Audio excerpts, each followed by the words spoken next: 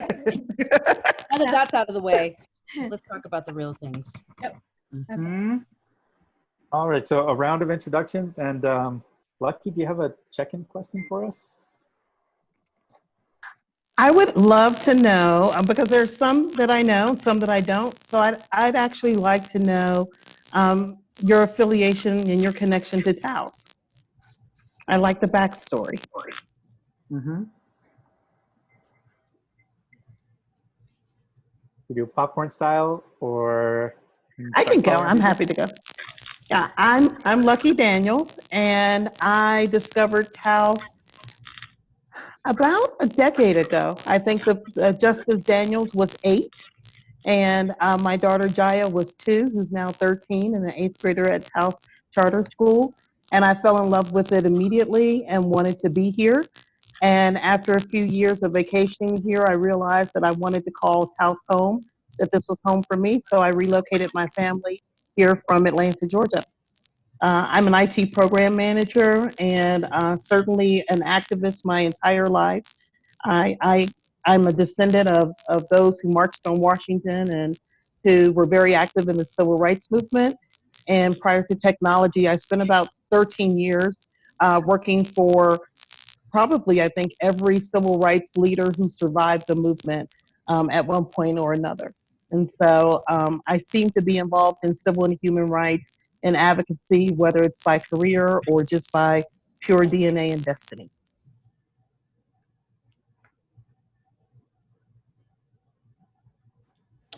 Thank you, Lucky. I guess I'm just going to start going around the screen. Darian? So I'm Darian Fernandez. I'm a Taos Town Council member and chair of the Taos County Democratic Party. And I was born and raised in a little round adobe in Talpa, and moved away for about 7 years to go to school, get some work experience, moved back almost a decade ago, and have been making noise about change and youth opportunity in this community since I was 15 years old and a green-haired skateboard punk wanting to see a skateboard park built in town. And still making noise to this day, and I'll probably still make noise for quite some time to come. Thank you, Darian. Justice? My name is Justice Daniels Bizou. I guess first and foremost, I am Lucky's son. That was me at age 8, looking upon those Taos Mountains and falling in love with it. Currently, I am a student at Northern Arizona University, so not too far away from home, over in Flagstaff. Rising junior, double majoring in philosophy, politics, and law, political science, and also double minoring in business and Arabic as well. And really just passionate about helping, making a difference, much like Darian, much of a change maker, and typically very loud and vocal and active in how I do it. And recently have found myself doing a lot of work in the socio-political sphere, as well as social activist movement, specifically Black Lives Matter movement, as pertains to Flagstaff, Arizona, and some surrounding areas as well. Thank you, Justice. Salman? My name's Salman Lee. My pronouns are she, her, they, them, just for everybody to know. And I was born and raised in Taos. I was born in the old midwifery center where the Dream Tree building is now, and raised in Cuesta. And lots of people consider me an activist. I feel like I'm an activist only purely through my existence as a diaspora of downtrodden people. So just simply living my life as activism. And recently I've been charging, along with Nikisha, organizing protests and fundraisers for the Black Lives Matter movement. Thank you, Salman. I'm next on the list. My name is Pascual Maestas. I sit on the Town of Taos Council with Darian. I'm also on the Taos Municipal School Board. My connection to Taos is through my family. My father's side has been here, traced back to around the 1600s, and my mother's lineage goes back through the Pueblo. But I haven't spent a lot of time in Taos. I actually grew up in Panama and South Korea, and spent a lot of time away, but I would always feel like Taos is where I would recharge. And of course, all my family is here. So when I got a chance to come back after college, I decided to come back. And I thought, you know, I really want to do something and change the world. Why not start right here? And so that's what I've been doing since then. Darlene? Yes, hi. So I'm Darlene Beheel, and I am currently elected to be the commissioner for District 3 and come January. And so a little bit of background, I was the county assessor for 8 years, worked in government a total of 31 years in the assessor's office. And I've lived here I've been very fortunate to have lived here my entire life. You know, I have always loved Taos, you know, the diversity and I've always looked for the best of everyone. And so my passion is to continue to do that and to see how we can just stay connected with each other. And so Taos is home for me. Thank you, Darlene. Nikisha? Hi, everyone. Thank you for having me here. My name is Nikisha Breeze. I have lived in Taos since '99, so it's like 21 years. I have raised two children here. They're born here. I have an 18-year-old son and a 14-year-old son. My 18-year-old is graduating Taos High. My 14 is about to enter Taos High. Both of them also were part of the charter schools, a number of the charter schools here in Taos as well. I'm a teacher at Taos Academy. Well, I was. I'm actually not maybe continuing. I'm looking at what that looks like as I continue on. But I've been an art teacher there for the last 6 years. I teach in the STEM department. I am a local and international activist for Black life. My artwork is showing at the Harwood Museum. I've had a solo show as the first Black artist to show at the Harwood Museum in Taos. Now I'm featured in one of their large contemporary art shows there now. My work is all centered around the reclamation of Black life, Black history, Black voice and story. I have been active both within Taos as well as within the region with the Black Lives Matter movement and teaching of anti-oppression work and anti-Black racist work. Also teaching in Taos Academy and in other nonprofit organizations, anti-oppression training that includes gender training and LGBTQIA+ training and education for organizers and administrators. I'm very excited to be able to have the communications with, you know, with Taos, being my home, being a place that I've really dedicated my life to raising my kids in and supporting as a community. So I'm really excited to be able to open this communication up a little further. Thank you, Nikisha. Christina? Good afternoon, everyone. I'm Christina Ortez. I'm the Executive Director of the Taos Land Trust and the Democratic nominee for New Mexico State Legislature House District 42 to replace Bobby Gonzalez, who is now our senator. I do have an opponent, unlike Darlene and Jeanette, so I am campaigning. I moved to Taos in 2010 when I had my first child still in my belly. I'm originally from the Central San Joaquin Valley of California. My family were farm workers. I have been actively involved in conservation, environmental advocacy, especially environmental justice issues since 2003. So almost 20 years now I've been working in this field. Right now I am heartened to see more young people of color in the environmental movement. I think it has always, it always should be led by the people who've been most affected by terrible environmental practices, and that has not been the case. So I've seen, I think that an interesting spectrum and movement toward more people of color in leadership and positions of power, but there are absolutely not enough. And that movement, the conservation and environmental movement, is still very, very Anglo. And that's something that I have been working for a long time to change. I believe that climate justice and Black Lives Matter they're movements that are tied together, and that's what I'd like to fight for. That I'm grateful for all of you being on this call. I am here to learn as much as I can. Like many of the folks on this call, I've been reading a lot and experiencing a lot of this for a long time as a Chicana, raised by a single mom. There are things that I've experienced that are really shitty. So let's work together, fix this shit. There I am. All right, and last but not least, Anjanette, but maybe we can wait a minute and see if Salman is able to get back on. She just came in and out a minute ago. Let's wait.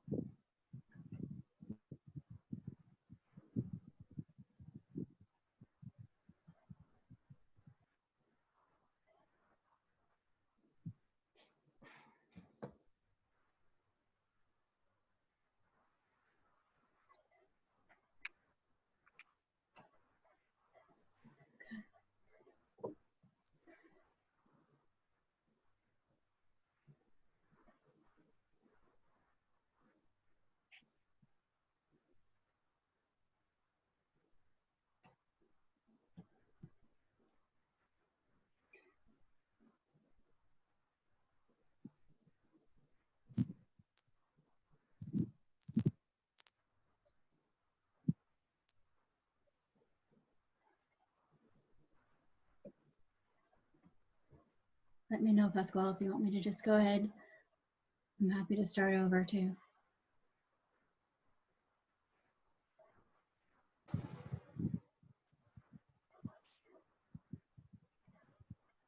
Let's wait 10 to 15 more seconds. You know, Mom, this might be a great time to interject with a social activism fact of the day or fact of the moment. Really? What do you have, Justice? All right, absolutely nothing. I didn't think that far ahead. But I have something. It's not really a fact of the day, but I think it is important before we get too far is to just make sure we do a land acknowledgement. I know we're all on different lands, possibly right now, but particularly since we're talking about Taos, to hold central the Tiwa and Tewa people, and the fact that all of us in many ways, if we are not from them, we are all here as settlers and unceded territory, and so just to acknowledge that the land that we're on and the ways that we are holding it in honor. Absolutely. Thank you. Can I add a fact of the day? It's the 55th anniversary of the Voting Rights Act. Sure. And we need to be back.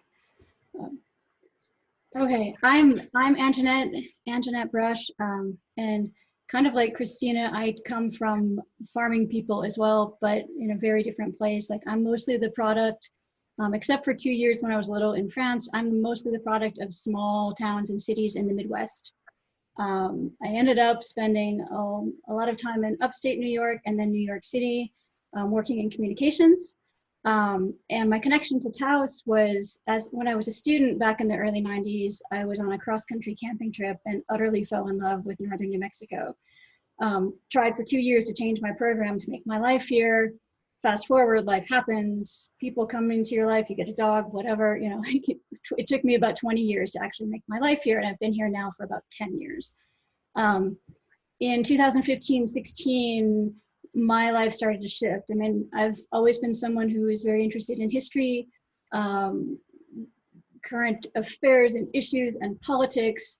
But that election cycle changed my life because the degree of racism and misogyny that was seen was just I'm like, okay, it's not enough anymore to think that I've read this book or that newspaper and I get it, I know what's going on. So I'm like, right after the election, I started in Taos going to some meetings and groups focused on immigrant rights and taking care of our immigrant neighbors. And then I ended up at Planned Parenthood events. And then I ended up meeting Darian, getting involved with the Taos County Democratic Party. I'm the vice chair right now. And then it kind of culminated, at least so far this year.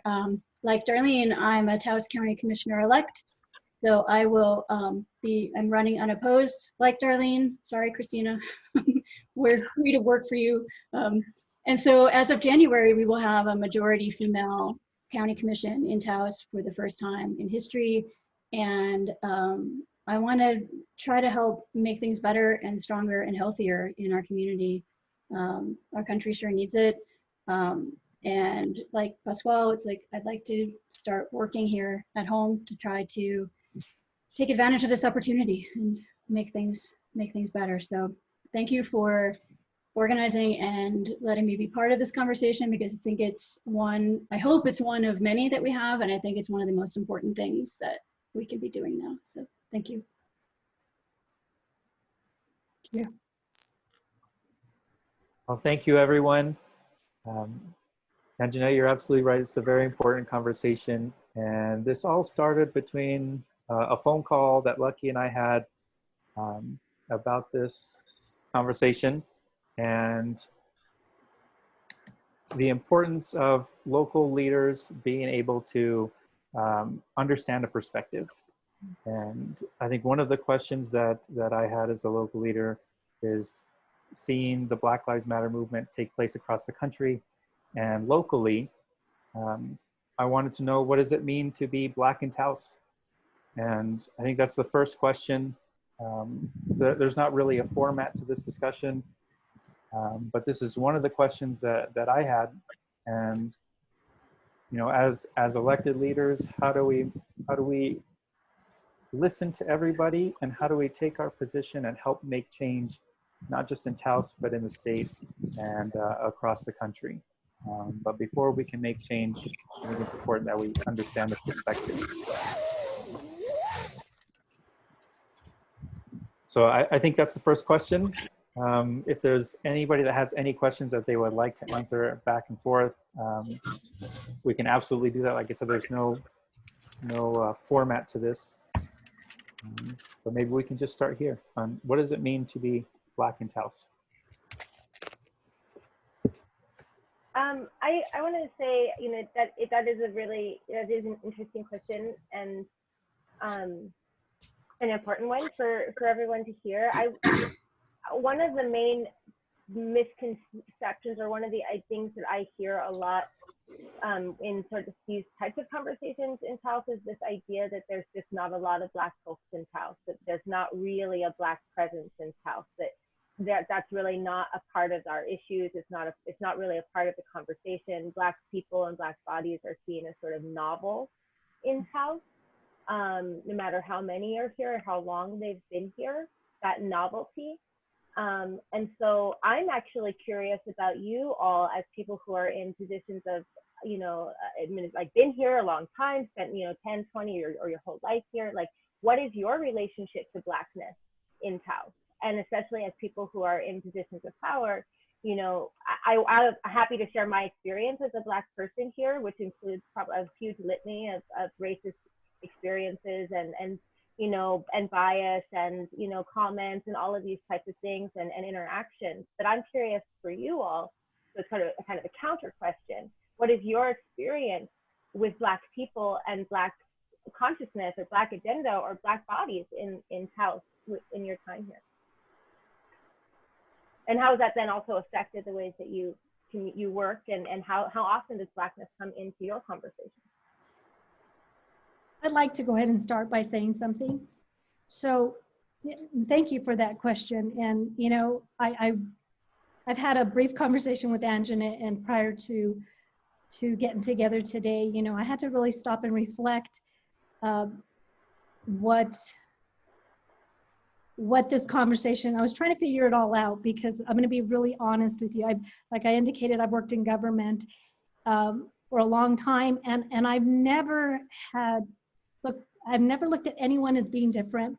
That's just from my perspective. I'm not saying that others don't, but I guess because I grew up where we were taught that we were all the same, basically. So I have a really hard time kind of seeing the distinction sometimes, until especially like now we're having this conversation, and prior to that, everyone from Taos is just from Taos. I never really broke it down in that manner, and it could be just because of my upbringing. But being in government, you treat everyone the same. It didn't matter, whether you were Hispanic or Anglo Indian. I mean, I'm certainly a 47% Native and then Hispanic. So I just never have really seen things in that manner. Now, certainly not naive to what's happening in the world, and I certainly disagree with what's happening. And so that's why I was really most interested in sitting here and talking to you, so I could learn and see, what from your perspective. But from my perspective, I just never have seen individuals as being different. And I know we all are different in many ways, but if that makes any sense, I just didn't really break it down in that way. And so for me, it was not like there's Black and Anglo and whatnot.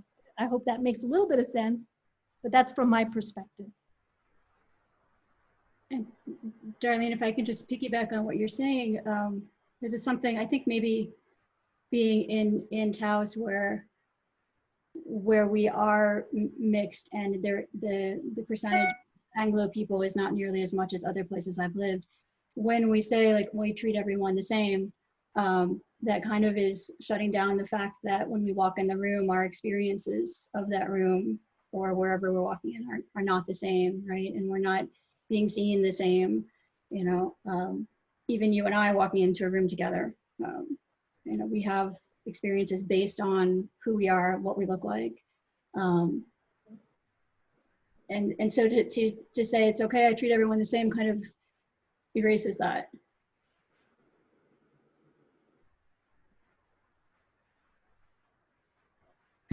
I'd like to go next. I was very surprised when I moved to Taos that, well, I wasn't so surprised. It felt like an absence, that there was not a Black community that I could see. I grew up in California.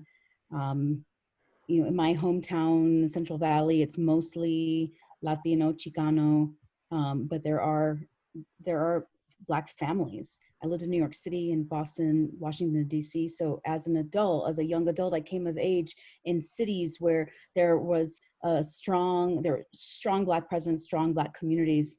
And where in all of my places where I worked, I was part of, as a Chicana Latina, part of, a community of color. So it was really strange for me, frankly, to move to a community where there wasn't, there was I think a decided lack of diversity, right? And that the diversity was expressed in, there's an Anglo population, a Native Indigenous population, and the Hispano population. So it was very curious for me. So, yeah, I mean, that's my experience. So having grown up as an adult in cities where the diversity is, where the ethnic diversity is really, quite abundant. I've been defining my life as a mother and a parent in a place that I think is not particularly diverse. So yeah, there's not much more to say besides that. Well, I can say that as I fell in love with Taos the very moment that I drove through Pilar, right? I can still remember the moment. I can remember saying to Justice that something told me I could be very happy here. And I didn't understand it because I'm from Atlanta, Georgia, and I didn't grow up knowing of Taos, New Mexico, or anything about New Mexico. I think one of the reasons, if I'm being honest, of course, I love the small town. I love the culture. I love the landscape.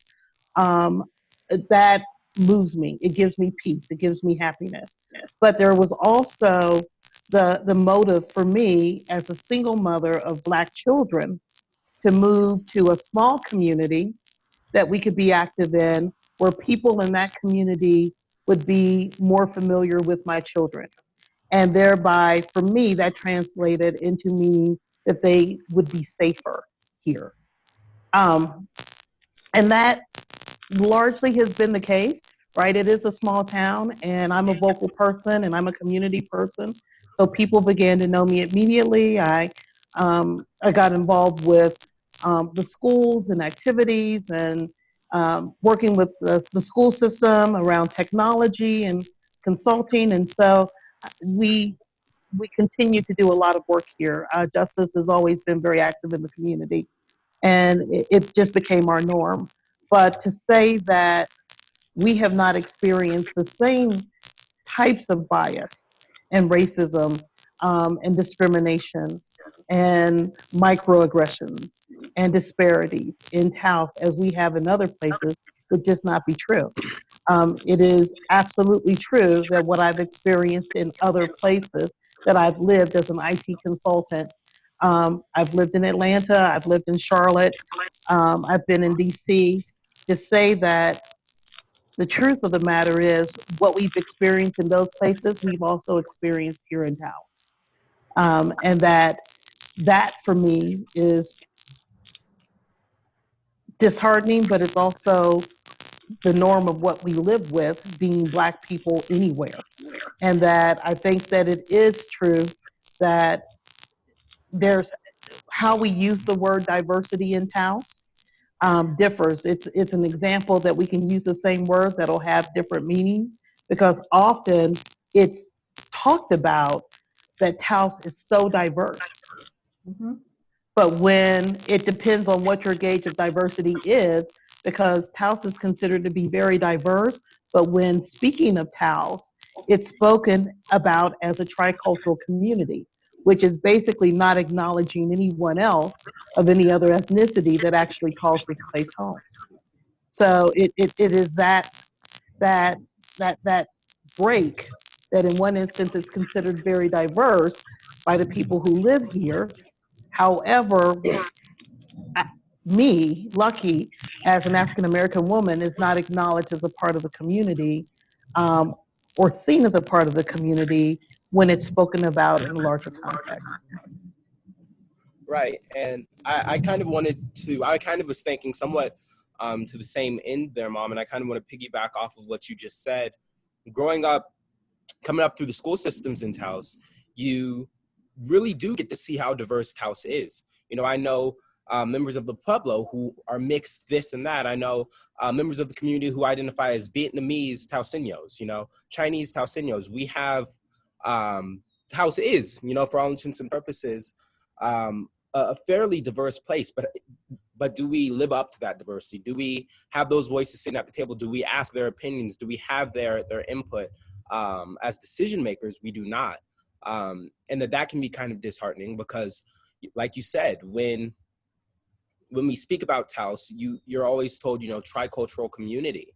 And what that does is it makes it okay. It enables certain groups of people to be able to overlook other groups of people in the community. And it alienates groups of people by making them feel like they're not even a part of the community. Anybody who knows me personally, anybody who knows me professionally knows that I'm always very vocal. I'm very active as an activist in whatever it is that I do. Much of that work has come up through Taos. But to say, you know, hey, we love you when you're doing this work, that's great. But then to not even necessarily acknowledge somebody's presence in the community, and to not necessarily even change the verbiage, which with how we are speaking about those people, that's detrimental. And I don't think that that's necessarily a difficult fix to be made.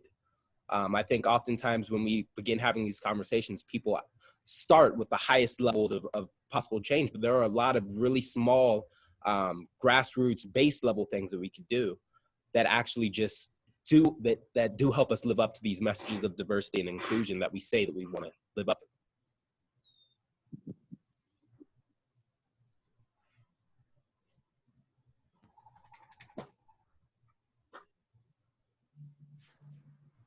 I would personally love to hear more about some of the smaller, like the things that we could get done, like as you're saying, Justice, the base level changes. I mean, maybe one is to avoid referring to this community as a tricultural community. What else? Like, what are those small steps that actually might have a pretty big impact?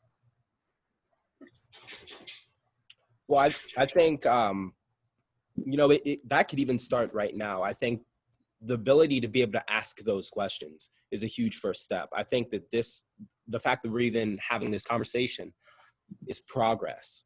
The fact that we are now talking to these people, we are saying, not just are we going to say that we're diverse, we're going to acknowledge your presence in this community because that's important. Acknowledgement is important, whether that's acknowledging that Taos does have an African-American presence in a community, or whether that's acknowledging the fact that the land that we sit on did not belong to us. Like Nikisha said with her land acknowledgement, when we started our conversation, I think that really starts with acknowledgement. And it can be as simple as asking the question. I went, 4 years of school in Taos, specifically high school. And I don't think anybody ever really asked me, what is it like to be Black in Taos? What is it like to be Black in a school system in Taos? Nobody asked those questions. And I think that a small change that we can make there is asking. I'm being told now that equity commissions are becoming a thing. And I think that's beautiful, because really when we choose to not acknowledge these groups of people, when we choose to not have those conversations, a lot of people fall to the wayside, and a lot of microaggressions, a lot of macroaggressions go left unchecked. And so as far as starting, I think it starts with conversation. I believe that any great change, even the most wide sweeping change, starts from a conversation like this one. And just being able to hear my story, to hear Nikisha's story, to hear Solomon's story, to hear Lucky's story. I think it starts there, and then where we go from there is where we go from there. But I believe it starts by asking the difficult questions and having the difficult conversations that might not be the most comfortable to have, but that does not mean that they don't necessarily need to be had.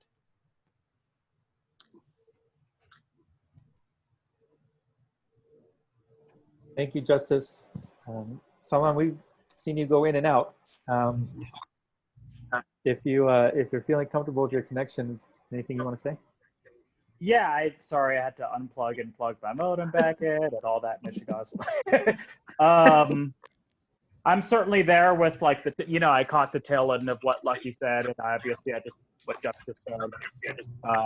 I definitely concur with Lucky in the fact that Taos is a very liberal place on the surface, and my therapist has a great thing that she told me, which is it's really liberal if you're white and a Democrat, and you don't have to experience any kind of bigotry or anything like that. And I guess it's hard for me to speak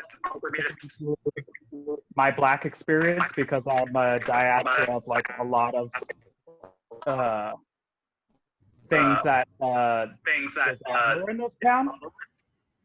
And I feel like that's part of the issue is that anything that's outside of a traditional role within the family, be it race or gender expression or queerness or anything like that, is more or less demonized here.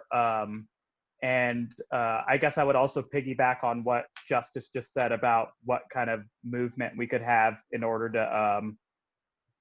to actually start addressing these things. And yes, like you said, a conversation obviously is the very, very first thing that we should be doing. But I would elaborate on that even to just talk about racial training and, again, equity groups Justice was talking about within schools, and perhaps even hiring an organization that the one that Nikisha works with in the greater New Mexico area that helps to address and actually open up the door for a conversation talking about race, talking about gender, talking about sexuality, because my experience as a human being is just that people don't are fearful of anything that they don't understand, and it's easy to demonize and oppress people that you don't understand and that you don't necessarily see as people. So the beginning of the process of working through this would be to start humanizing Black people, to start humanizing queer people, to the degree that we're recognized as people and not just something that's at an arm distance away that we can't understand.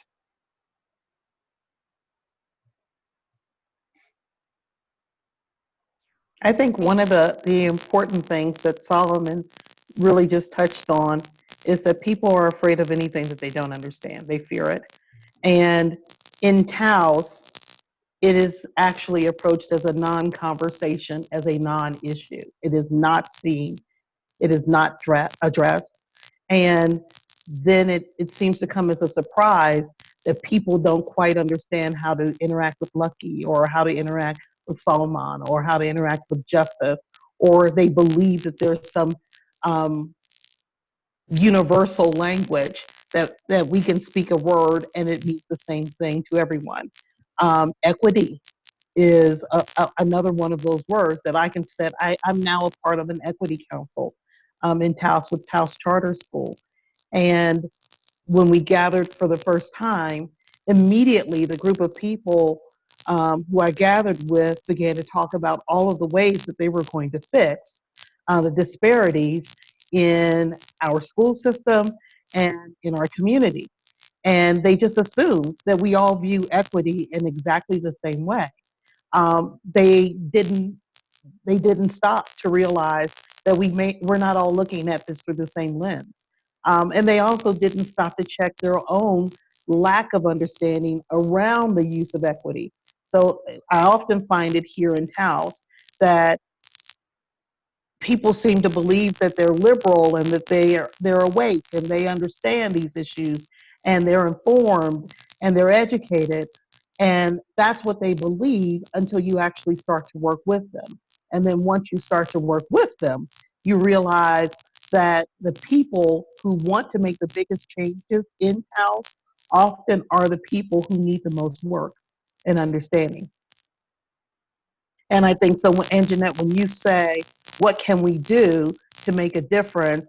I think we have to acknowledge that these are tough conversations, right? Like Salman said, these are conversations that are going to make you uncomfortable. And we actually have to lean into that so that we can have the conversations, make the progress, and be able to move past it. But a way in which we can really identify how to create a change is that we address on all levels within Taos, whether that be the school system or the town council or the board of education or businesses, schools, of course, that we are having conversations around cultural sensitivity and diversity and what this experience is, so that we can actually help to inform our community about what our experiences are, and both common and uncommon.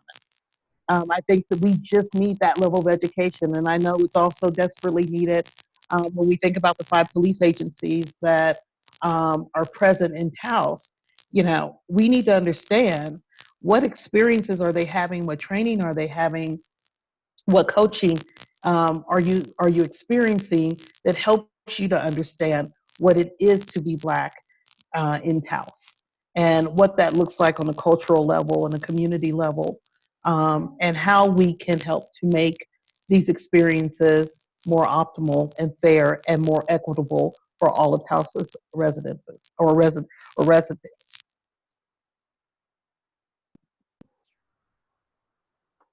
I agree, Lucky and Salman. I just want to, again, it's sort of the piggybacking on all of these things. I think that the specifics of these types of trainings, I think, is really important. That because Darlene, what you said, which is also, even my own mother, she said at one point, she was like, I just raised all you kids colorblind. I mean, like that, everybody's the same. And I think that alongside that people are afraid to have these conversations is also just the feeling that they don't need them or that everybody's the same. And that's sort of the baseline way that most organizations work. And it actually seems like the right way to do it.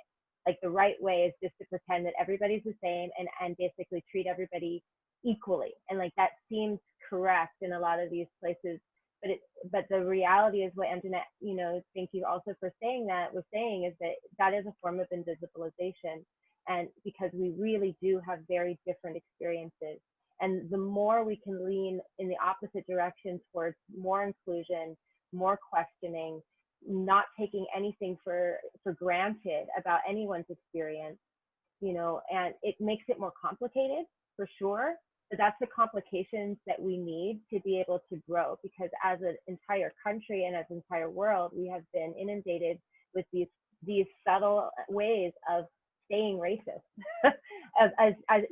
We basically need to change that, because someone who would say, I just see everybody the same, I'm not a racist, actually is, when you ignore the lived and real experiences of individual people that they've had because of their race. You are, by ignoring race, is also a form of racism. And so it's really about anti-racist training, and particularly anti-Black racist training, because that goes to the root of all colorism and all the things that people experience, because of the shade of their skin. So those types of, I think that it's really important that almost in every branch of government or every single branch of policymaking, there needs to be that type of training.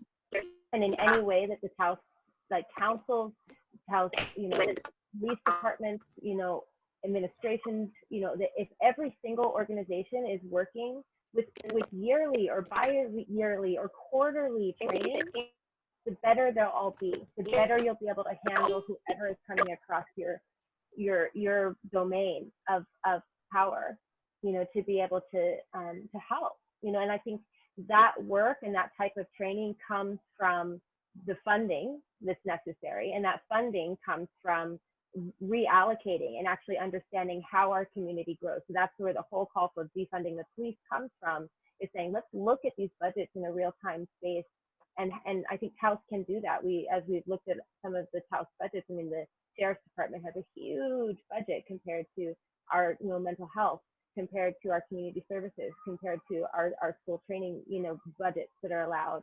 There's so much that can be done, I think, on every single one of you has a small domain of power, and you have that ability, I think, to advocate for, just like Lucky was saying, and just like everyone's saying, these very specific trainings to be able to help us all become, more inclusive and have true equity.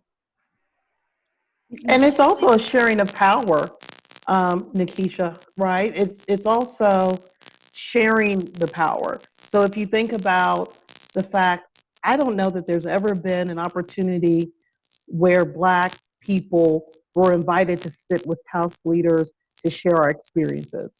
So this is really an example of progress, but of something that has been a long time coming, to be able to have this conversation and this platform at this moment.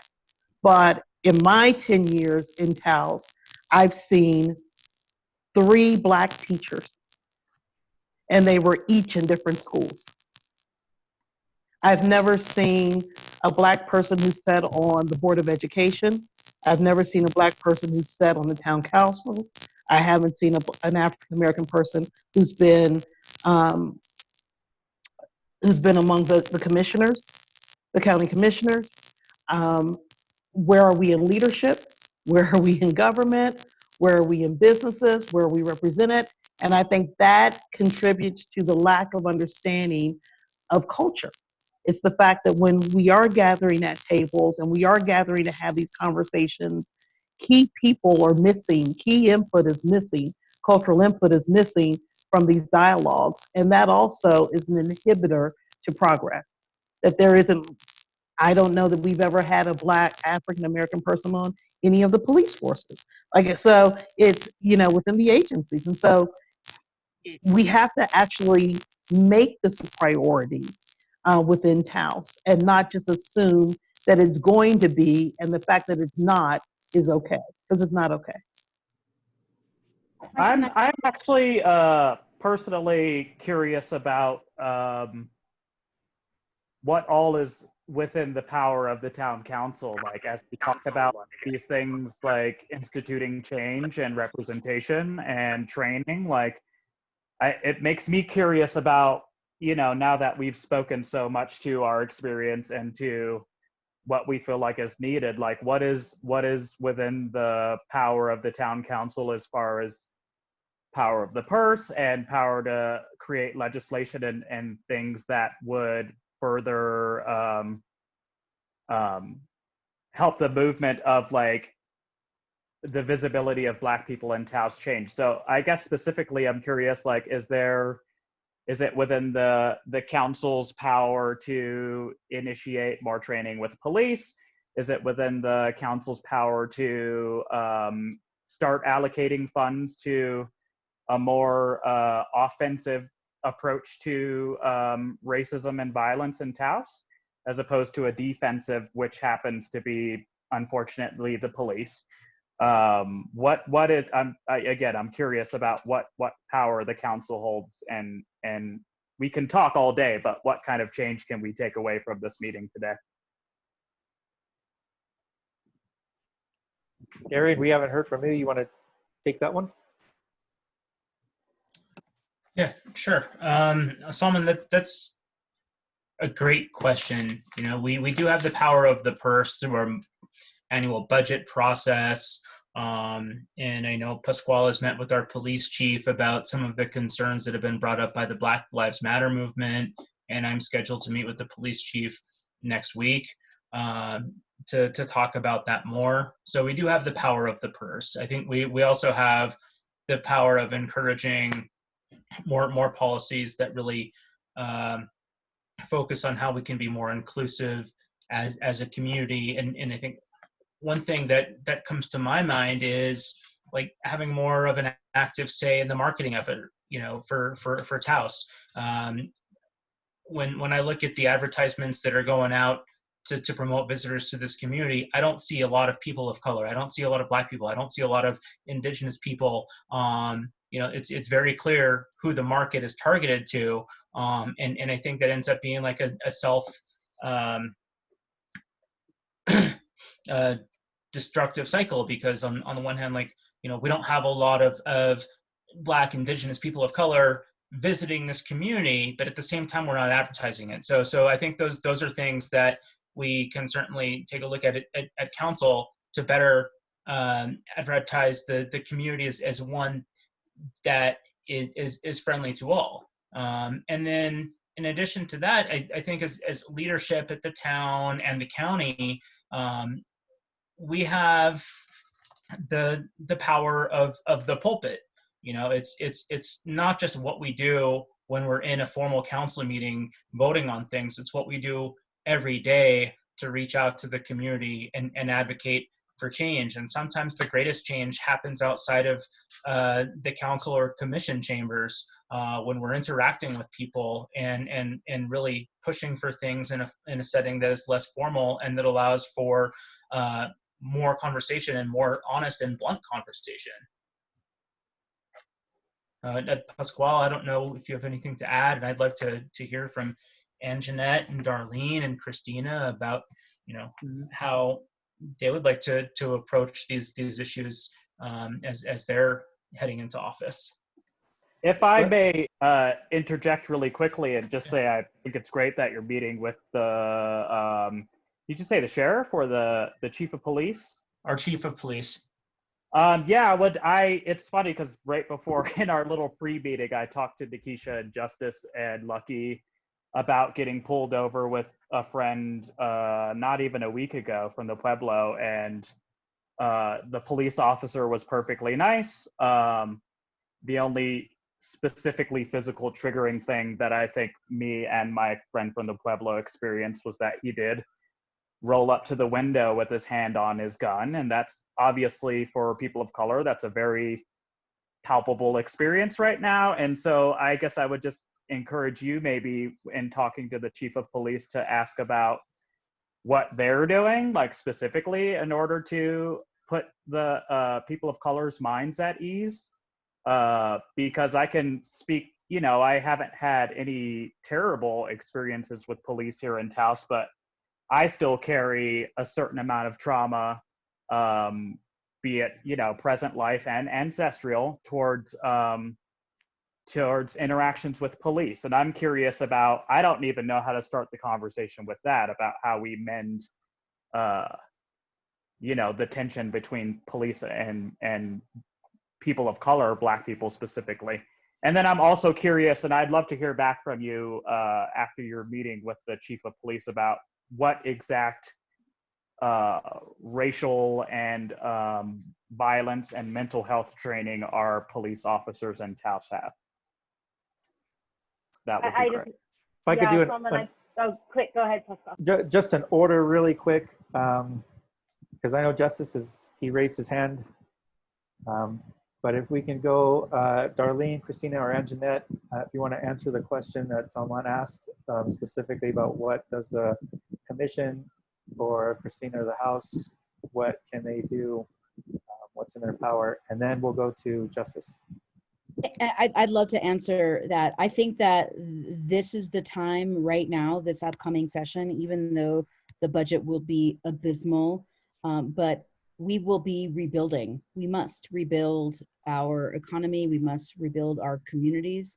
And this is the time right now to engage our lawmakers and to push our lawmakers. And I hope that I will be one of them to ensure that we have funding in the state operating budget for programs in all departments that address equity, which includes funding for training. And Nikisha, have you jump in here, but like I really, because I see you just moved your hand. I think that we need to identify the places in all of our departments, whether it's in the environment department, in the public education department, health and human services, all the places where we can provide funding for equity training and to be able to hire the right people to ensure that that training is happening and to help our nonprofits and our municipalities to engage in that training. There needs to be money for it. It's going to be really hard this year, this upcoming year. We know that, but it's critical. I think a lot of that must start. We have to really start with the early childhood education, and there's real opportunity there. I think with the new department and with some funding from the permanent fund, but this is the time. There has never, I guess there has been a time, but right now this is our time, right? This is our fight for civil rights, and this is the time to press the governor, who has, developed her own equity council with lots of folks from around the state. Keep pushing her. Right, and keep pushing our lawmakers to ensure that there's money in the budget for every, really for every agency. I think that's what we can do, on the state end, and the state government will be working with the municipal government, the town and county level, to ensure that they're getting funding to reallocate the funding that they've gotten, to ensure that there's there's real effort on the part of the community to look at the things to reallocate that funding that goes to policing, right? We don't need more money for policing to create a safe community. We need to be investing in affordable housing and good, healthy food and good jobs that make people care about, themselves and their community, that are jobs that have dignity. That's what we can be doing. And that's how we create public safety. And Darlene, do you want to speak from the commission level first, or do you want me to go first? You can go ahead. That's fine. Thank you. Because it is a great question, Salman. Thank you. The county commission, which will be 2/5 of next year, we do have oversight over the budget. And we do have the opportunity, which Darlene and I have already done, to sit down with the sheriff and his deputies and have conversations. We made that first move to have the conversation with him and his department. I think there is definitely need for follow-up, because I'm curious about what you mentioned too. It's like what kind of training do they get around racial interactions and mental health incidents, and like, I don't know, what do they think that they're good? I don't know, and I'd like to know more. because it shouldn't be that someone approaches you with their hand on their gun just because, that's not okay. So I don't know where that comes from, but we can certainly try to find out. One thing that is not so much, the county commission can have some influence on this, I guess, but I would point the finger back to Pasquale on the school board. I would like to see conversations like this starting in early childhood, like in those early childhood educations. And there's like, I wonder, like, who would I be today if I had actually had conversations about race when I was 5? Like, I didn't. And that's me. That's a marker of where I'm coming from. I'm sure families who are not white families certainly were having conversations around race with, much earlier than my family. My family, like, honestly, and this is another, Mark, like, I've been pushing my mom just really over the last 5 years to talk about race in this country. What took so long? That's not okay. And just before I turn over to you, Darlene, like, because Lucky, when you mentioned like these are uncomfortable conversations and we need to lean into them, I just want to, total aside, probably selfish, like I'm already uncomfortable with my intro, because telling you that, 2015-16 was when I made the choice to say now it's time to become an activist. That's a privilege that, like, I could just be kind of coasting along until then, until I was like, oh, okay, enough. That's a very white experience in this country. It is. And before Darlene interjects, I just want to say that we can toss it back over to Pascal, who sits on the school board, but it's indicative of systemic change that needs to happen. It isn't just for one decision maker or one person in leadership to enact change that's going to affect everyone. It's systemic. Pascal sits on the school board. There aren't any African Americans sitting on the school board to help inform around policies and cultural sensitivity and those issues that actually need that input. But also the school, Taos Municipal Schools, is also not, they have no active activity of recruitment around diversity. So there isn't even an effort to bring in and recruit teachers and educators and administrators who are within other ethnicities and other racial makeups and other value systems where we can actually have that representation in the school. So we shouldn't be surprised that it's not included in our education. Our kids here don't understand how that referring to my daughter as colored is inappropriate. Or when she entered 2nd grade here at Enos Garcia, and the very first day, when a child who was almost as brown as my daughter told her she needed to remove her black mask. Part of that comes from there is no active effort to diversify the school system, so the kids don't actually see any other example other than what they see on TV or what they learn from their parents. So it is systemic and it is holistic. It's actually actions that have to happen across the board within the community, but also within the structures that create the norms within this community. So whoops, can you hear me? So I guess what I'd like to say is, first of all, I appreciate the conversation. I really do.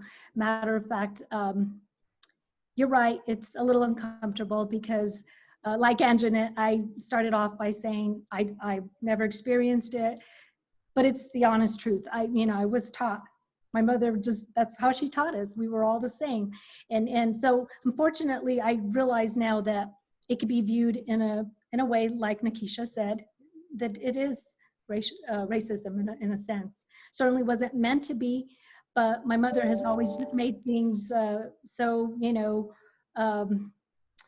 treat people the way you want to be treated. We all are created equally, and yet the world doesn't display that. So I appreciate the conversation. It's very clear that I've been living in somewhat of a bubble, because I think what I've experienced most of all is more the women and men.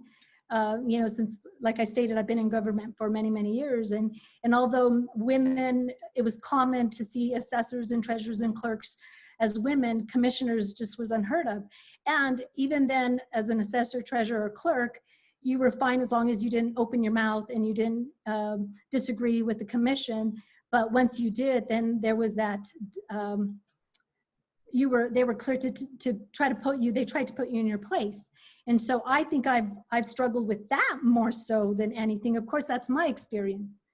But nonetheless, it still exists. So it's real to me. And, you know, I will talk a little bit about the commission and what I think we might be able to do to help in this situation, but I want to go ahead and explain. And I don't remember, what's your name? It says Galaxy J7. My apologies. Pronounce your name for me, please? Yeah, of course. Sorry about that. My name's Salman. Say that again. I didn't catch that. Salman. Salman. Okay. Well, Salman, you know, you had shared an experience not too long ago about the officer and the gun, and it was, I have to share a little story about what my husband just experienced. And we lived here in our entire life, but he had a car accident not too long ago. He came home with the, you know, telling me the story how he felt the officer was a lot kinder to the gal in the other vehicle versus the man. Him, right away, he was asked, was he drinking? Was, you know, and I can understand these questions have to be asked, but my husband said they only asked me, but they didn't ask her. So we all feel, I guess, in some sense, that there's some unfairness or, you know, discrimination. But I only share this because I want you to know that, you know, he felt like something wasn't right.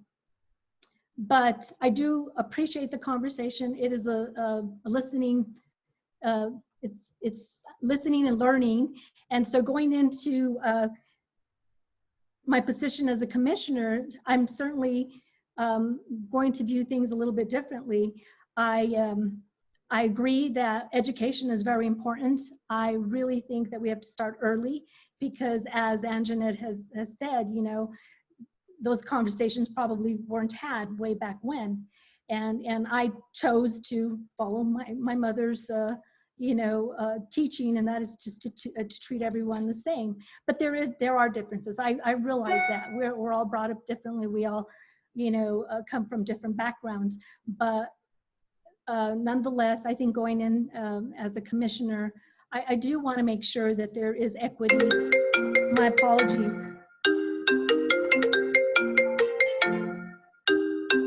I don't know how to, there we go. My husband's calling, my apologies. So anyways, going into that seat, I will most definitely be making sure that we're working towards equity and that we are fair and, you know, that we are treating everyone the same, not just speaking, saying it, but actually actions say everything, right? Words are just words, but action says everything. And so I would say, give us an opportunity. Let us work towards making sure that everyone in the community feels like they're part of the community and that we are truly equal. And so little changes, just like for me today, just learning about how you all feel. And so I appreciate the conversation. I can only say that going forward, I will be working at whatever it takes to make sure that we all feel like we are part of this community and that we have the same opportunities. Thank you, Darlene. I just got I think everybody can see the chat, the question from Justice about distinction between the town council and the county commission. Was this your question, Justice, that you had your hand raised for? Let's see. It was not actually, but it was one that emerged in my mind. I know that a lot of different municipalities draw their distinctions, but even when they speak, they know the distinctions, but when they're speaking outwardly to community members don't innately know the distinctions to the extent that you all would. So for example, when we talk about Taos, let's say the town of Taos Police Department versus the sheriff, I would imagine that Taos PD is under town council while the sheriff would be under the county. And I was curious whether or not you all have access to differing funds. I know at the state level that would be different than what's granted at the town level, and perhaps at the county level that's different from what's at the state level and at the town level as well. Just to speak to those distinctions a little bit, so that I have so that we all actually have a little bit more of a framework of what those relations look like moving forward as we seek to actually make these changes that need to be made. Thank you, Justice. I think that's a really great question. You know, oftentimes we hear from people who say, I want to change this, or we should do something different, without understanding the whole process first. So this is a great point to make. The town is a municipality that lives within inside the county of Taos, and they do get their funding from different places. The town, most of the town's funding comes from sales tax, GRT. So when you go to Walmart or you buy something in the store and you pay the sales tax, a portion of that goes to the town of Taos. A portion of that also goes to the county, but most of the town's funding comes from the sales tax, which for us is it's around 10 million. That's our general fund. That's what we used to pay police, fire, library, youth and family center. I don't know if it's going to be around 10 million with COVID and all the changes that are happening. We'll have to see how those taxes change. For the county, correct me if I'm wrong, Anjanette and Darlene, most of the county's funding comes from property taxes. That is correct. That is correct. It does come from property tax. 85% of the budget is from property tax. And it does encompass the entire county. Municipality falls in that as well. But yes, the money is, they are two separate budgets. So after that, everything is kind of the same. You know, the town, we have our bucket of money, and the council and the mayor and the administration decide how that's spent. Same thing with the county, their separate bucket of money. They decide how it's spent. There are times where town and county come together and decide to do things together. But that's, you know, they have to agree to something like that.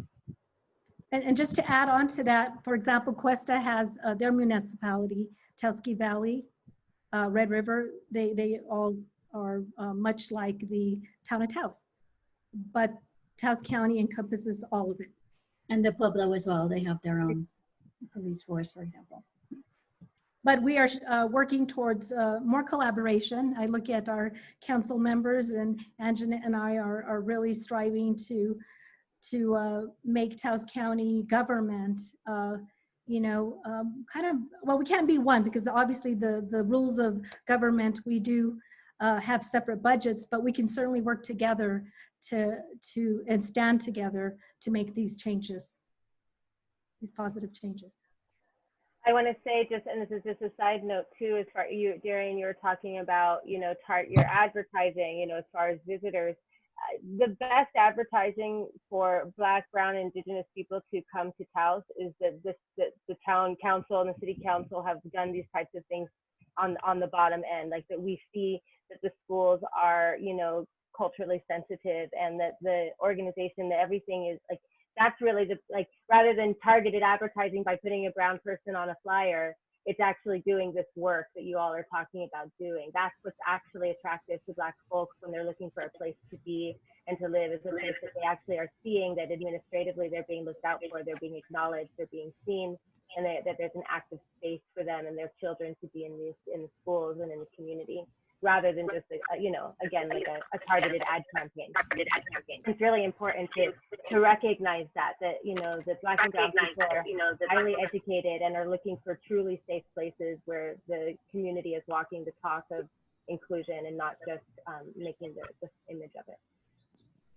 And it's, you know what, I think Justice remembers that when I first moved here to Taos. The same thing. Were you thinking of that? So when I first moved to Taos, there was an opportunity for a director of marketing with the town of Taos. And this was a time when I think Judy Cantu was still a part of the town council. And Judy met me through a friend and realized that I had the background for the directors, that I was a good match for the director's position, and encouraged me to apply. And I think I spent about a month attempting to apply. Every time I went to the town office to get an application, they didn't have an application. If I was told to follow up with Rick Bellis, I would not get a return phone call. I would not receive a return email. there was a point in which I submitted my resume just to have it included in a review that I was told that was happening, and it was rejected. I was told that I was underqualified. Now, even though I had done tourism for Disney and built experiences for Disney and launched campaigns, social campaigns and marketing campaigns for Coca-Cola, I was told that I was underqualified. And it went as far as Judy Cantu calling a special meeting of the town council in which it was all but a riot because she was actually um, raising the flag that yes, applicants were applying, but they weren't being considered. And the applicant that she was really speaking of was me. And at the time, I rescinded my application. I rescinded my resume and said I didn't want to be considered for the role because the town council meeting that happened was so disruptive and so negative and so plagued. It just scared me. But it was an example that we can place brown people on marketing campaigns, and Nikisha is spot on. We actually need to see this happening within our community, but we also have to be willing to allow our organizations and our structures to look differently. I was overly qualified for the position, but I wasn't hired or even considered for the position because I looked the way that I look. And it was just that simple. And I would take a step farther. And I was thinking of that, and I was also thinking, Mom, about the billboard with Jaya's face on it. My little sister, Jaya, of course, is a Black woman going to school in Taos. And I can remember way back when driving from Santa Fe, coming north to Taos, and passing her face on a billboard, on an advertisement for Taos Municipal Schools. And I agree that we should have Black and brown faces represented, not even just Black and brown faces represented. We should have the community of Taos, and I think that that's indicative of ethnic groups, of people with different sexual orientations. I believe that that's a lot. That's a lot. But we should represent our community as our community is. But when we do that, we should be doing it, so to speak, and for lack of a better term, we should be walking the walk rather than just talking the talk. Don't just put a Black face on a billboard because it looks good and you think it's going to bring Black people in. Put a Black face on a billboard because you're a community that cares about its Black community, and a community that hears the voices of community and then outwardly expresses and shares that. Thank you, Justice. This is bringing up another question that I want to ask, but before I get there, someone, you've raised your hand. If you want to take it, and then I'll ask my question.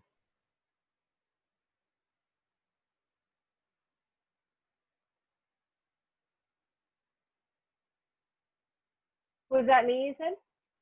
Salman, she has her hand raised, but I think she's... There we go. Sorry. I'm not tech savvy at all. Sorry, guys.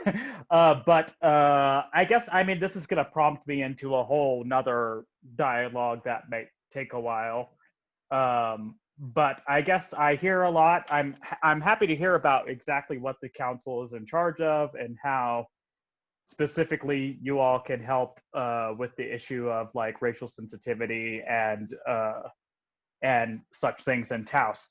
My question is, I guess I'm driving in. I want to drive in because I would hate to leave this meeting and feel like we didn't accomplish anything or talk about anything that could be actually instituted, be it legislatively or through the power of the purse.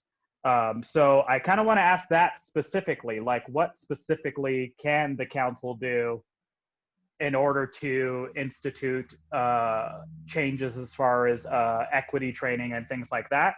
And my follow-up also is, how can we as Black people, Justice, Nikisha, myself, Lucky, how can we hold you all, no shade, but how can we hold you all accountable to actually institute these things? Can we have a check-in later? How can we hold you all accountable to actually institute these changes and bring it past this conversation? All right, since I gave Darian the last question, I'll take this one. the first thing I would say is participate in the meetings. Back before COVID, and we have our council meetings. There were 2 people that showed up regularly to all of our meetings.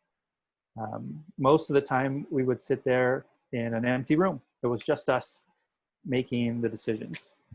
So we didn't get to hear from anybody, and it feels like we're put in a bubble.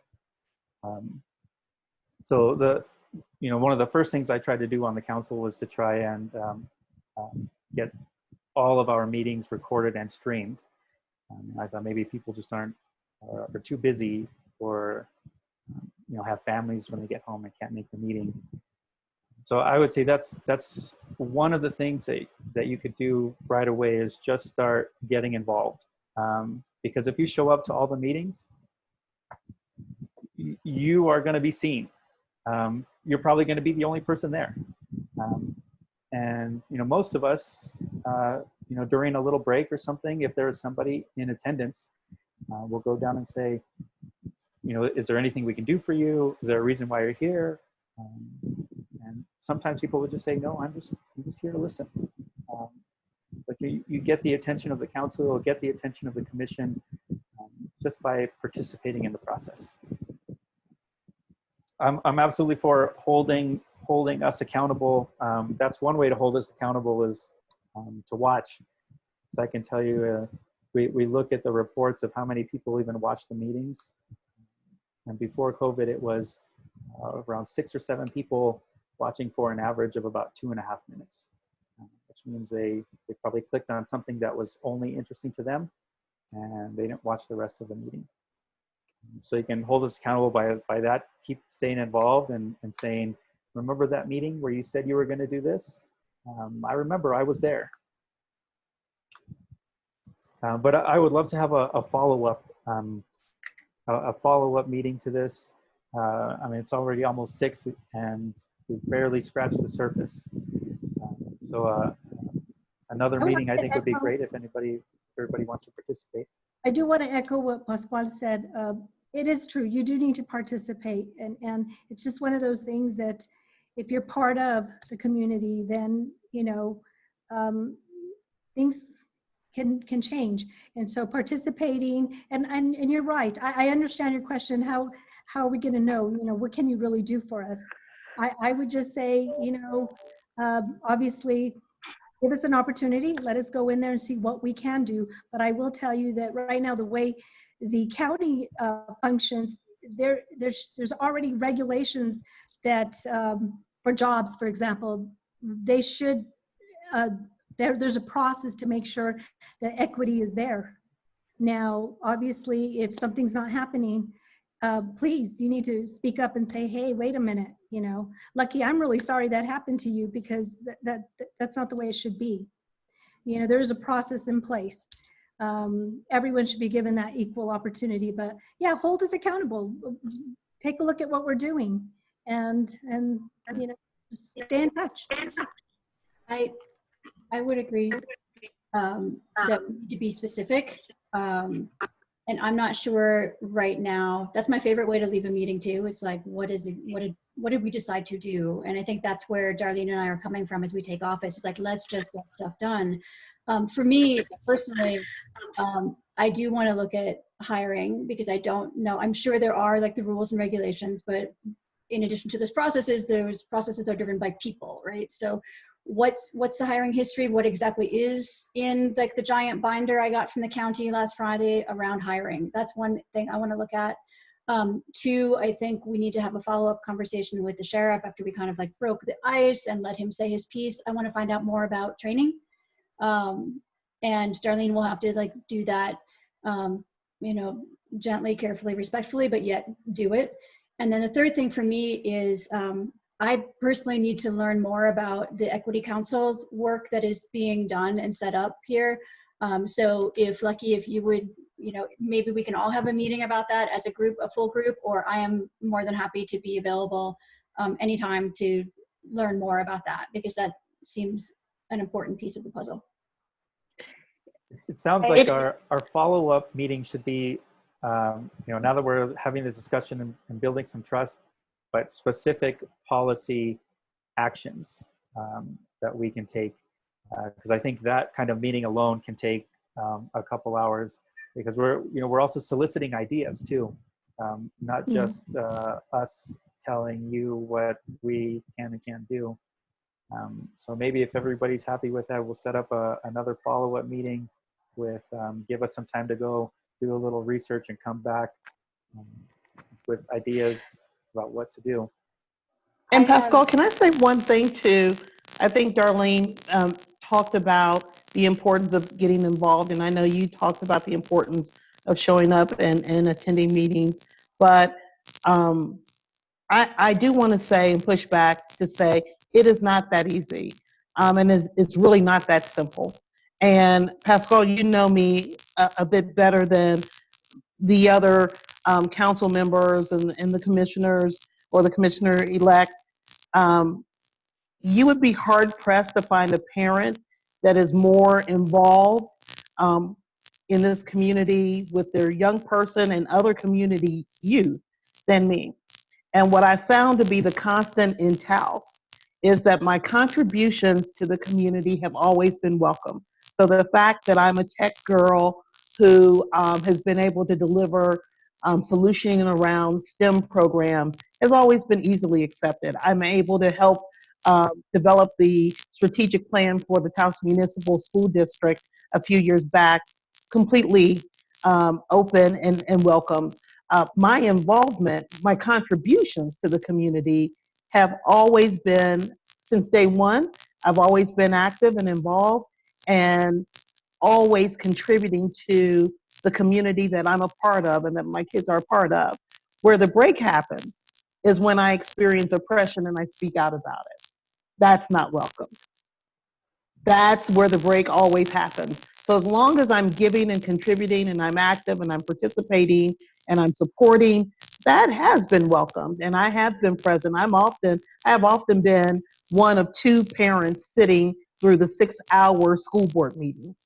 And, you know, I was thrilled to see that now that we've converted to Zoom in light of COVID, that the school board meetings are now standing room only. But I can remember when I'm one of 2 or 3 parents in this county sitting for that meeting, or sit for this district sitting for that meeting.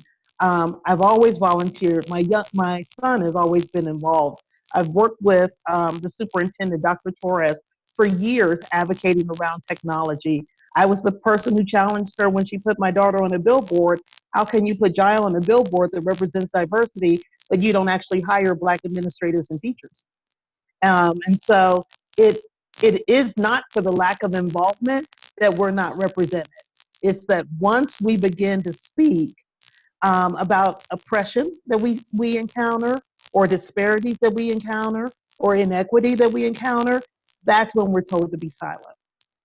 And that's actually when we're excluded from the voice of this community. It's always made very clear that we're not Tauseños, and that, you know, for traditionally, there has only been one Black person, and I guess that's Mrs. Singleton, who has been a part of this community. And because of that, Black people don't really have a voice here.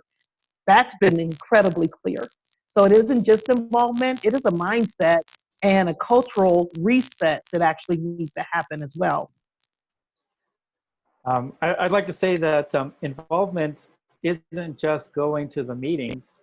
It's also being in a small community. We have a chance to really get to know each other. Involvement also means, Lucky, you and I sitting down for a cup of coffee and just talking. And I think that's one of the things that you know, even led to this was just a phone call between you and me. Led to this. Well, you've always been an advocate for, as long as I've known you, you're a trusted advocate. You tend to be the person that young people trust, and that's always a winning sign, right? When young people trust you, that says something. And so when you understand the reaction that we experienced, the 4 of us, just following the Black Lives Matter activities here in town, and you were one of the first people who I wanted to make sure was aware of what had happened to us. because it's an example of how deeply rooted some of these aggressions are, and these behaviors are, and this systemic issue is, and the challenge of white supremacy and the lack of equity. But it's also a great example of how not to repeat it and what change we can make in light of it. I still want to get to ask my question, but I saw Christina, you had your hand up. Yeah, I just think and it's really important as we talk about, can you guys hear me okay? As we talk about participation and involvement and a call for that, that we pay attention to how the system is structured. As a single mom, as a full-time staffer, I can't participate in the way that others can. And we look at town council meetings, county commission meetings. They're in the morning or in the afternoons when folks cannot participate. And I think we need to take a hard look at, at how we structure our desire and ask for representation, to ensure that most people can participate. And I think that's something that we really, really need to look at. I agree with Lucky that now that things are on Zoom and you can participate from your own home, that's opened up things and equalized and has allowed those meetings to be more accessible, but not for everybody. Only for folks who have good enough internet and good enough computer to be able to participate. So I think we need to be really mindful of how we ask for participation and what we provide. It's incumbent upon government to make our meetings accessible so that everyone can participate. It is not incumbent on the community. It is incumbent on the elected officials to make those meetings accessible. Thank you, Christina. I wrote in the chat, and just also sort of as a tying it together question, I really appreciate what you said, Christina, about now being the time. I mean, literally, you're going into meetings very soon about how to reallocate and to redo this budget, post-COVID, and I'm sure the commission, maybe you also have some budget things coming up too. This is really an important time to look at those numbers in a real way and to look at restructuring.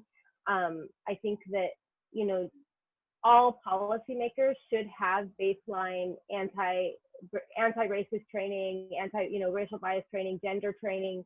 It's essential, and so that, because none of you, even with your wonderful and great intentions, have enough. I know I don't have enough. I've been doing these trainings, leading them and also receiving them for 20 years, and I still am learning every single day around how the systems of racial violence and gender violence and sexual violence have permeated our system. And so that type of dedication is something that I'm looking for in you all as policymakers, to the ones that are sitting at that table. I'm looking for what have you done? What trainings are you allocating in your budgets right now for your own training? And maybe, Zoom is a great thing because you could put some money in for doing these types of trainings for your own organizations. Like, everyone that's sitting at the table with you should be really at the same table. You should all have the same understanding about how you're approaching these issues before you begin to make policy, because you can't just make policy without having that understanding.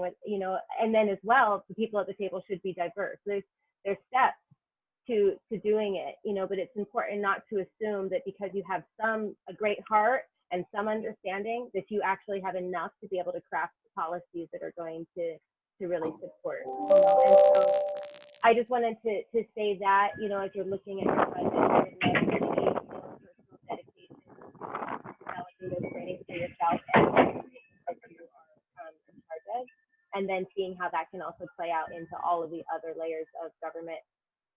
Talking to the sheriff, I think and the Taos police, it's a really tense and incredible, really intense time for police relationships with community, because of what's happening with Black Lives Matter, because of the focus on police violence. There's a lot of internal conversations, I'm sure, happening within the police themselves around where they stand in this stuff. One of the comments that came to that group, when we were starting the Take a Knee initiative thing, they had reached out at one point to the sheriff, and his comment back was short and pretty to the point, saying basically, he takes a knee for his God and he stands for his flag, is what he said. Which was a very clear statement of, basically saying, I'm not in support of Black Lives Matter. Like, that's from our sheriff. And so I know that he is, obviously carrying a lot of opinion, a lot of pain, a lot of hurt, and possibly a lot of bias, as the sheriff. And I don't know what the police and the sheriffs are doing about that reality right now. The fact that there's a lot of fear, a lot of police officers are on edge because of what's happening right now.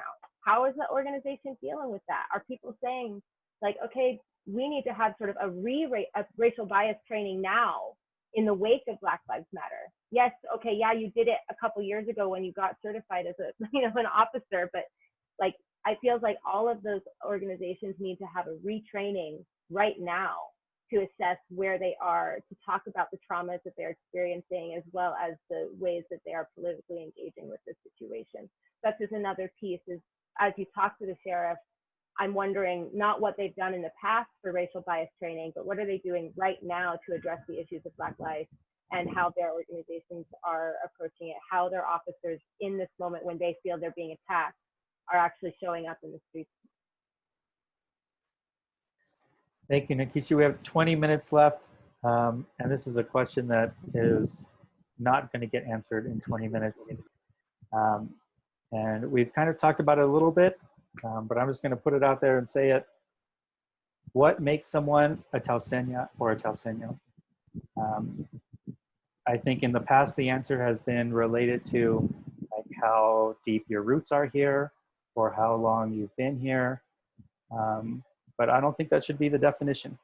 So we'll do this as a checkout question. We'll spend our last 20 minutes if you can answer, in your opinion, what makes somebody from Taos?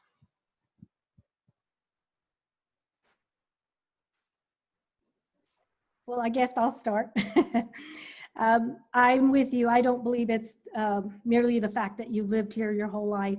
I don't believe that. I think when I use the word Taoseño, and once again, I think I've learned really clearly from all of you that the word diversity, different words mean different things to different people.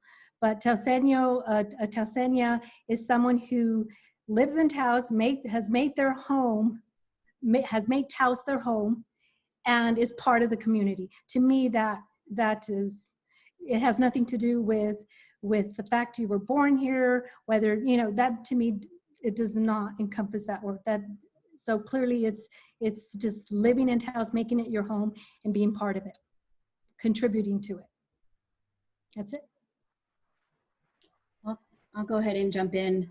And I love the question, Pasquale, because when I decided to run for office, I heard from some directions, woohoo, yay, go. And from other directions, oh, no, you're going to lose that seat. Like you can't do it because you haven't been here long enough. You don't know anyone.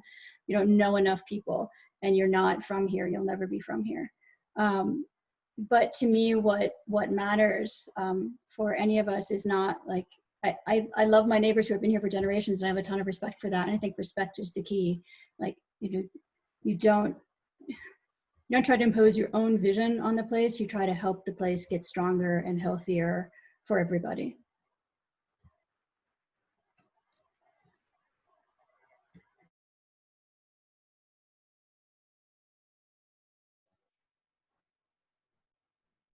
You all know I used to teach before I was on the council. I'll start calling on people. I could jump in here. I can speak. I guess I want to talk about, like, yes, I was born here and raised in Cuesta predominantly, and the latter half of my adolescence, like, raised in DC, Maryland, Virginia, where my mother is from and her family. But the redefining Taoseño is redefining like the culture of Taos. And this is kind of, it's interesting that we're going full circle almost, because there is an attitude and a preconceived notion of us versus them in Taos. and me being them, and Taos, you know, indigenous people and Taos Spanish folks who have had, you know, generations and generations and generations of people here in Taos assume that I'm other, that I'm not from Taos. I don't have the right to say Taosenya. And even within organizations that shall remain nameless, you know, people have challenged me and told me that because I'm young, because I'm Black, because I'm queer, that I don't know, they have this assumption that I'm not from Taos. And I'm like, my heart beats green chili. Like, I was raised here. One of my earliest memories and most favorite memories to this day is the smell of rainfall on the, you know, the ionized air that happens when rain hits dry desert. Like, I think so. In order to redefine what Taoseno means, we need to redefine what exactly the town of Taos thinks of anybody who's outside of the construct of a traditional family or the traditional races and gringos that live here. Like, I identify as Taosenya, and I believe, very similar to you, Pascal, like, I go places and I always come back here to recharge because this is my home. This is never going to not be my home. And I feel like I want to continue fighting and holding people accountable until my home accepts me for being a Taosenya of Taos. Like, this is where I was born. So again, I'm glad. Thank you all also for all the links and the shares and information about how to keep in contact with the council. You will see my pretty face very often in the near future. So thank you. That's kind of beautiful. Thank you. I agree. I'm from Atlanta, and Atlanta is certainly my hometown, but Taos is certainly my home. My heart is here. So since the first time I came here, I've actually tried to leave twice. I get frustrated. I'll get frustrated with um, I've gotten frustrated with the educational system and it being slow to change and feeling as if I can't wait for the school system to catch up. And so I've attempted to leave twice. And what I always find, the lesson that comes out of that for me is that even when I'm surrounded in places and I'm surrounded by people who look just like me, I identify most with the people that are here. Like, this is where my community is. This is where people who I consider family are here. Our connections are here. Folks, um, I love going over to the eco park in the afternoons for my daughter to train, and her second grade teachers will call her name or shout out my name and ask me how Justice is doing in college because they know me. This is my community. And so I feel very much like Salman. This is my home. And but that being my home, I'm going to be free to speak, to raise my voice, and to challenge what I see that's wrong and what I see that's in need of change, just as I would because it is my home and I'm vested in this community and I want to see it grow and evolve. But I have a right to treat it like my home and I have a right to be seen as a member of this community. And I just don't have any intention of stopping that.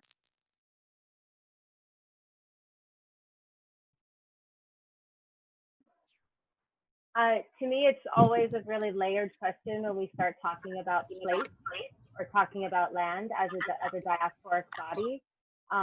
You know, it's very complex. You know, and I think that, you know, in my own feelings and thoughts and understanding and my understanding of history and land relationship, it's almost like they're two different conversations, you know, because this is the land of the Tiwa and Tewa people and Taos, and it was that before Spanish colonization, before, you know, even if it was 400 years ago, it was Tiwa Tewa land, you know, 4,000 years ago, 10,000 years ago, and so that's the baseline. And so, as I said in the beginning, we're all, unless we, are Tiwa and Tewa, like we are all settlers, and that's a complex conversation for people who have family roots here that go back hundreds and hundreds of years, like you would never want to say, oh, you're not really a Taosenia, or something like that. And that's why I think that it's complex. So there's that place, like where we start having the relationship to land and the relation and where the land, how the land belongs, as ancestor and as ancestral land for Tiwa and Tewa people. And then there's community, there's home, there's raíces, there's, the ways that we have, all in different ways set up our roots here and have called this and been nourished by this place and have nourished this place as community bodies. And so, then that becomes really personal and around our relationship. So for me, I'm Taosenia or not. I don't actually call myself a Taosenia because I think I still have a place of respecting this land from a deep ancestral place. And but I recognize that, I've been here 21 years. I've raised my children here who have been born and raised and are from Taos. I live in Taos. I feel like being a Taosenia for me is about honoring that, honoring the complexity of this land and honoring and stepping softly and carefully through all of the relationships here and doing my best to be a good steward of this land and of this place and of this community. My own family, my Black family, we settled in New Mexico in the 1800s. We were some of the very first Black settlers in New Mexico outside of Roswell. My family were some of the first families of Blackdom, New Mexico. And so I have, hundreds of year old Black roots here. They walked from the plantations in North Carolina, and settled in this land. And so, but that's still, I see that as settling, so it's holding complexity. For me, being a Taosenia is one who holds complexity carefully and is constantly in good relation with the land and the people that inhabit it.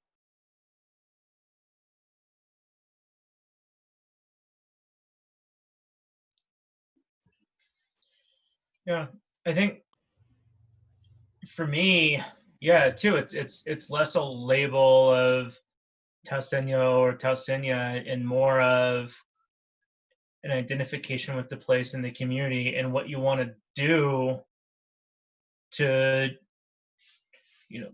move the community forward while respecting the traditions that have been here for generations and millennia, and not just try to bend it to your own will, and to learn from what other people have, and to learn from, and to pick up on the knowledge that other people have, who have lived here for thousands of years.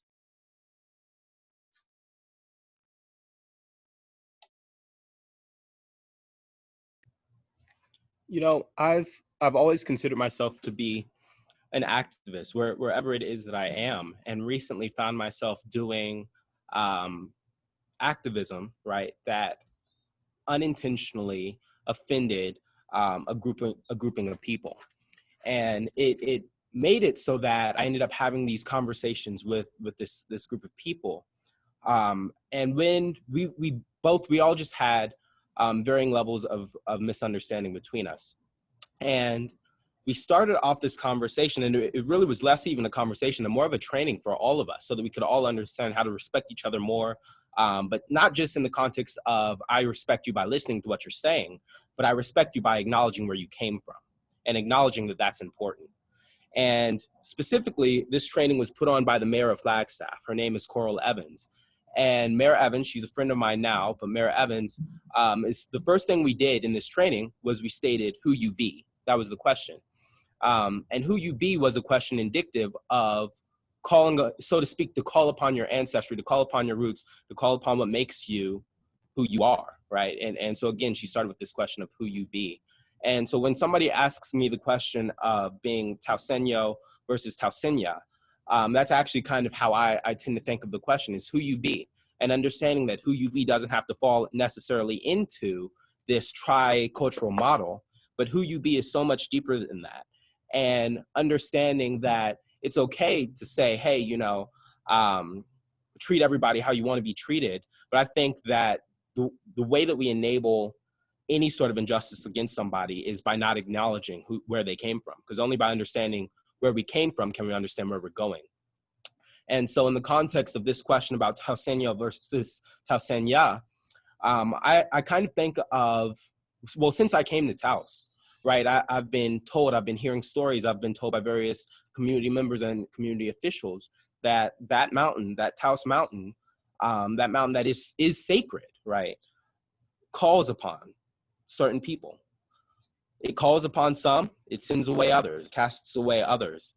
And I think that at the basis, that's what it means to be a member of the Taos community. You are a member of the community, but I don't consider it to be just some label that is as simple as saying, my family's been here hundreds of years. And for that, I agree with Nikisha. You have to acknowledge that complexity that's there. But I think that at the most basic level, that what that means is being a Taosenya is not necessarily just a state of being, but it's a state of the heart, right? There are some people in the community, that their hearts are in the community. When you say that you're part of the community, I don't just want you to come and buy a multi-million-dollar house that you live in, for a month out of the year. I don't even necessarily just want you to think that you can donate, $5,000, $10,000, $1 million even, and that makes you a part of the community.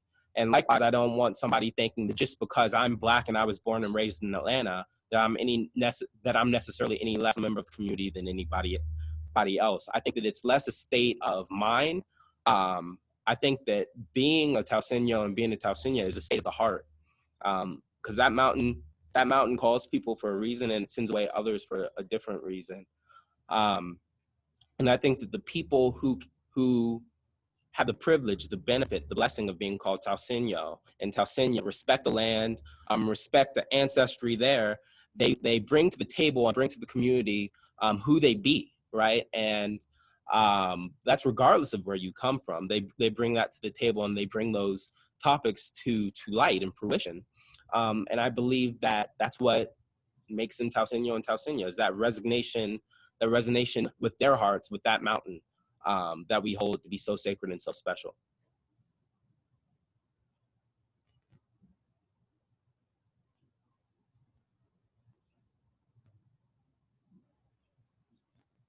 All right, did we hear from everybody? I didn't go, but I don't think I can really say anything more than what's been said so eloquently by all of you. I will say that I'd like us to reframe the question to what is it to be a member of this community, right? And I think that's the question that I continue to answer as someone who's not from here and who's faced the all kinds of discrimination, mistrust, distrust, even anger because of it. And I remember feeling so proud of the fact that my daughters who were born here could be called Taosenya, and folks saying to me that is completely untrue. They cannot be. They're not Taosenya. You're not from here. Your husband, now ex, is not from here. So I think the question needs to be reframed. What is it to be a member of this beautiful community in Taos? That's the question I'd like to ask ourselves all the time. Well, it's just about 6 o'clock. I want to thank everybody for taking the time out of their day and putting themselves in an uncomfortable position and to agree to record ourselves being in an uncomfortable position and to post this. So hopefully we can encourage other people to put themselves in an uncomfortable position and have this conversation. And I hope we do this again. I'll send out some emails again. Let's have a follow-up. We'll also send out some information about what's happening in the town and the county right now and how to participate, because it is budget time. So this is the time to start asking the questions that you've been asking, and ask them in the official setting and get some answers from your local representatives. I also would like to just see if it's possible to have some type of, I put it in the chat, I don't know if it would be a shared Google folder or some type of resource place where I would love to be able to send information about the anti-oppression training, you know, folks that I work with that might be able to come in and support as you all are, again, rebudgeting and looking at trainings. You know, it'd be nice, like you said, finding the right people. It's important that as you're making steps towards this work, you know, in all of the arenas, that it is people of color, that it is people who have, you know, knowledge of this work and can work with you. So I'll do my best to put in those resources I have, but it'd be nice for us all to be able to have a place to share resources to you as the council that you can then, you know, put through your channels as well. Well, it's a pleasure meeting Salman, Nikisha, Lucky, and Justice. I didn't know you prior to this. I've learned a lot. Thank you for sharing your heart, your mind, and we'll certainly keep an open mind ourselves. Thank you very, very much. Thank you. Thank you. Yeah, thank you, Council. We appreciate it. I look forward, hopefully, to another meeting where we can talk more. I'm that girl, but I look forward to another meeting where we can talk more about what kind of tangible things we could do with the council that could manifest as literal physical and fiscal change that can keep everything, keep the momentum of this conversation going. And thank you for listening and being so open-minded. I feel like, Lucky, you said this before, that this is kind of unprecedented. So thank you so much, Council, for being a part of that. Thank you, guys. Absolutely. Yes, thank you guys thank you, Pascal, for helping to pull this together and for the very transparent conversation. I would love the next step to be a conversation that revolves around policy and opportunities and action items that we can take away. I'm certainly available to talk about the Equity Council. I think it's an important action that's happening across New Mexico. I think it's important to how it's going to impact the lives of community members and students here in Taos. And I would love to share what's happening within our council, and then just to share about just the overall work that I believe is happening, just to shine the light on equity and equity disparities in the community. It's an important time, and I'm thankful to be part of this conversation. Yeah, and whoever posts this, I would love if I could get a link to this recording of the meeting. And this has been fantastic. I'd love to share. We will more than likely, and Pasquale, you can be in charge of communicating this out, but it will more than likely be posted on the Taos County Democratic Party website. Just give us like a day. In other words, give me like a day to get it done. All righty. Thank you guys so much. Thanks so much. Thank you. Thanks, everyone. Bye, everybody. Bye. Thank you. Have a great day. Thank You too. Bye.